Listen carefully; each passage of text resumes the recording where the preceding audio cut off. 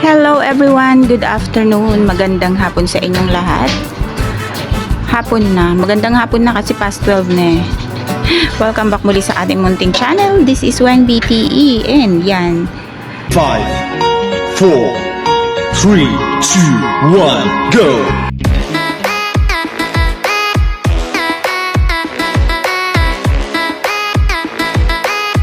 Ito na guys yung mga binili ko sa ano.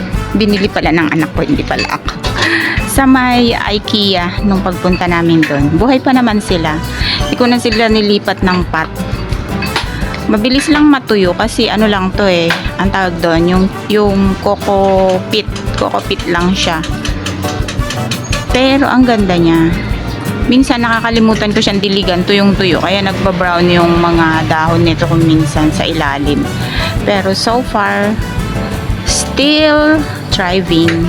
Ayan. Tapos ito yung si Peperomia jelly. Ganda ng color niya, oh. Si Peperomia jelly. Pero hindi ito yung aking topic ngayon. Dito yung eco-content natin. Itong aking mga orchids. Yan. So, tingnan nyo naman sila. Ito yung galing kay Sis Fe. Yung nakalimutan ko na yung ID. Ayan. Bagong ano na tong mga to eh. Bagong mga usli. Ito na yung pinaka-luma niya. Pinaka-mother.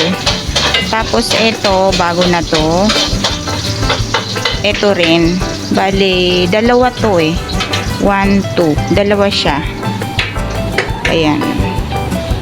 Dalawang kikis ba? Dalawang suhi. Ayan. So, nandito pa rin siya sa dati niyang lalagyan nila. Dinadagdagan ko lang ng charcoal. Uling kung minsan. So, yan. Buhay pa naman siya, Sis Fe. Tapos, ito. Itong aking mga orchids na to. Itong mga orchids na to, magto 2 years na sa akin. Kumbaga parang ano na, kailan ko ba to nabili? Birthday ko ng 2023. O, diba? 2025 na ngayon. So, mga gift din to. Gcash. Gincash ako dito sa mga pinambili ko dito sa mga ano na to, mga orchids na to. So far, buhay pa naman sila. And itong isa na to, nakakailang bulaklak na siya. Pero yung iba, yung magbulaklak, kasi tingnan nyo naman. Oh, diba? Ang daming mga umaagaw ng kanilang nutrients. Oh, yan. So, ang gagawin natin ay lilinisan ko. Aayusin ko muna sila. So, nag-i-start na ako ng rehabilitation ng aking mga halaman. Kasi magtatag-araw na naman. Iinit na naman ang panahon. So, kailangan na silang maayos, maiayos. Kaysa masira na naman sila or mamatay, di ba? So, ipakita ko sa inyo, kukunin ko lang siya. Nasa taas kasi yan, oh.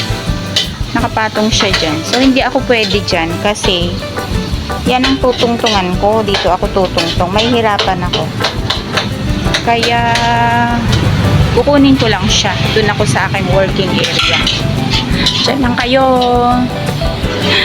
So, yan. Ito na yung aking ito na yung mga orchids ko. So, 6 pa rin naman siya. Tapos may isa doon hindi na nagkasya dito. Bali pang 7. Pang 7 paso. Ayan, tignan nyo naman ang itsura ng mga orchids ko. O, yung mga paso nila. O, etong mga ano na to, mga invaders. Mga invaders. Kasi, o, tignan nyo. Ang dami nila, oh. In-invade na naman nila yung aking mga paso. Kahit doon sa kabila. Tapos ito, tingnan nyo, oh. Na-dry na lahat. Hindi natanggal. Hindi ko natanggal. So, ang daming sumipsip. Ang daming sumipsip sa mga nutrients na dapat papunta dyan sa mga orchids na yan. Kaya hindi sila siguro makapag-flower. Gawa nga nung dami nilang kahati sa mga nutrients. Kaya ang gagawin ko ngayon ay lilinisan ko muna siya. Pakita ko lang sa inyo. Lilinisan ko muna siya. Tsaka tatanggalan ng mga invaders na yan. Para umayos siya. Ang gaganda pa naman ng mga tubo niya. Kasing ganda ko. Joke lang. Tapos tignan nyo to. Etong ano na to. Tumigit na siya. Nasa kabilang paso siya ha. Ito. Nasa kabilang pat siya. Ito siya. Ayan. Ayan. Ito siya. Bagong kikis. Dito siya tumubo sa... Hindi naman to actually dulo. O parang dulo na rin. Pero itong isa na to, ito yung nauna na kikis. Mas naunang kikis to. Tapos yung ano nito, yung kanyang ugat ay etong mahahaba. So, ngayon, hindi ko alam kung anong gagawin ko dito. Kung pwede ko na ba siyang putulin na lang dito sa side na to and iripat ko siya sa ibang pad para makahinga ang ganda oh. Kasi ito may tumubo na naman siyang isang kikis pa ulit. Keiki. Ang ganda ng kanyang ugat. O, tingnan nyo. O, diba? Tapos, yung ugat nung isang naunang kikis, dito na siya, dumikit na siya sa kabilang paso. Ayan na siya, o. Ayan na, o. So, hindi naman siguro mamamatay ito kapag tinanggal ko. Tinanggal ko yung mga dumikit na yun. Ito to, o. Dumikit na siya, kabilang paso na to eh. Itong original niyang paso nandito. Tapos dito na siya, pumunta na siya dito sa paso na to. So yan. Hindi naman siguro mamamatay. Kapag pinutol ko siya, puputulin ko siya dito and then iripat ko sa ibang paso. Ikutin ko lang ha, huwag ka malalaglag. Ikutin ko lang siya. So yun, ayun kanina yung ano, yung tinuturo. O, tingnan nyo, ang ganda ng kanyang ugat. Pumunta na siya dun. Tapos this one, o diba, ang dami niyang mga ano na. Meron siyang, hindi ko alam kung ano tong black na to. Kung matatanggal ba to. Pero ito yung pinaka-original niya eh. Tapos ayan. Tapos ito, bagong kikis na rin siya. Eh, ang ganda ng ugat niya. Kaso, ang dami ring mga invaders na nandito sa paso niya. So, yun. Tatanggalin lang natin. Tapos, ito rin, oh, medyo naka-recover siyang konti. Pumayat ng gusto to, eh. Ito yung, pero hindi pa naman namamatay yung pinaka-main niya na, ano, pinaka-main niya na stem.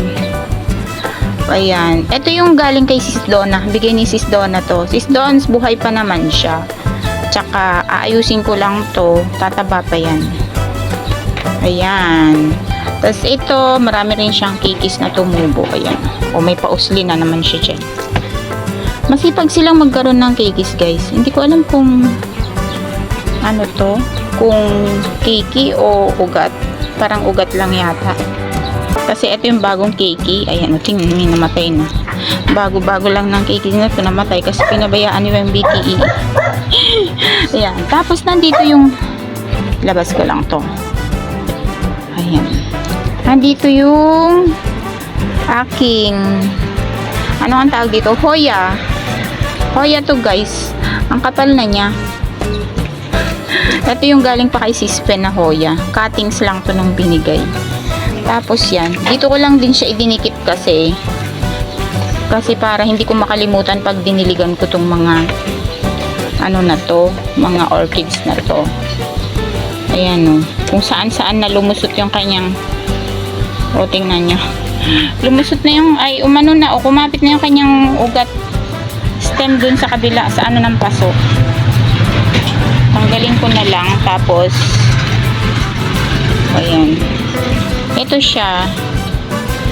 Medyo parang ano na rin, hindi na rin makahinga. Kailangan na niyang iayos. O, kung saan na napunta yung kanyang ugat. Ano rin kasi to eh. Maugat. Maugat. Dumidikit din kasi siya. Maya, tanggalin ko na lang siya. Pero ang ganda ng dami niyang ano, buhay na buhay naman siya. Hindi pa nga lang ito nagpa-flower. As I've said, ang daming mga invaders na kumapit sa mga paso mo. So yan, naayusin ko lang to guys. Ipapakita ko na lang sa inyo mamaya kung ano yung kanyang outcome after ko maayos. Ay, meron pa palang isa dito. Wait lang. Ito pala yung isa na nakahiwalay ko. So, tingnan nyo, ano na rin, mga patay na rin tong mga ano niya na to. Ito yung bigay ni Sis Nori nung nagkita-kita kami nung last year. So, 1 year na rin sa akin to. Ang dami na rin niyang cakeys, oh. Ayan, oh. Ang dami niyang cakeys sa loob. Yan. Hindi naman sila namamatay sa akin, guys, itong mga orchids na to. Dendrobiums. Ayan, oh. Okay pa naman to, iaayos ko lang din siya. Nakahiwalay siya ng lalagyan, hindi siya nakasama dito sa mga to kasi nga, hindi na magkasya. Pero iaayos ko na lang siya ulit, baka magkasya na sila. So yun guys, hello ulit sa inyo. Tagal ko bago natapos. Ayan, eto na sila ang aking orchids na nilinisan ko at dinagdagan ko ng mga coco cubes ang kanilang mga pots. Ayan. O diba? Malinis na sila. Wala na yung mga invaders na mother of thousands. Oh. Ayan, bagong lagay yung ibang mga ibang mga coco cubes niya. Pasensya na kayo sa kamay ko, ang dumi. Dumi ng kamay. Ayan, oh. Wala na siya. Wala na siyang mga damo-damo. Ayan. So, ayan, oh. Parang yan din. Ganon. Ito pala, meron din pala siyang isang suhi dito. Gulo. Ayan, oh. Suhi din yan. Cakey. So, yan. Sana magbulaklak na rin. Ito, hindi ko alam to kung sana cakey din to. Lumalabas na to, hindi lang siya ugat.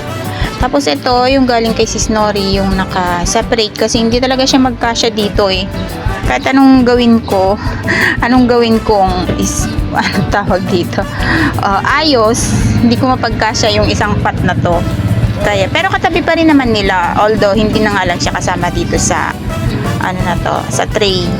Tapos itong isa dito, ito kasi kanina nakapaling na siya, kumbaga parang matatanggal na siya dito sa may stem. Ang ginawa ko, yan, nilagyan ko siya ng Scotch tape.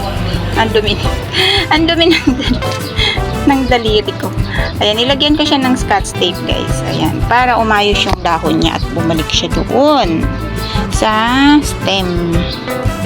Yan! Iyan lang naman ang laman ng video natin ngayon, ang rehabilitation ko ng aking mga orchids, dendrobiums. So, yan, tapos na siya. Thank you so much for watching, guys. Maraming salamat. See you again on my next video. Keep safe, everyone. God bless. Maraming salamat sa panonood. Weng BTE is saying bye-bye for now. See you again. Bye-bye. Love you all. Bye.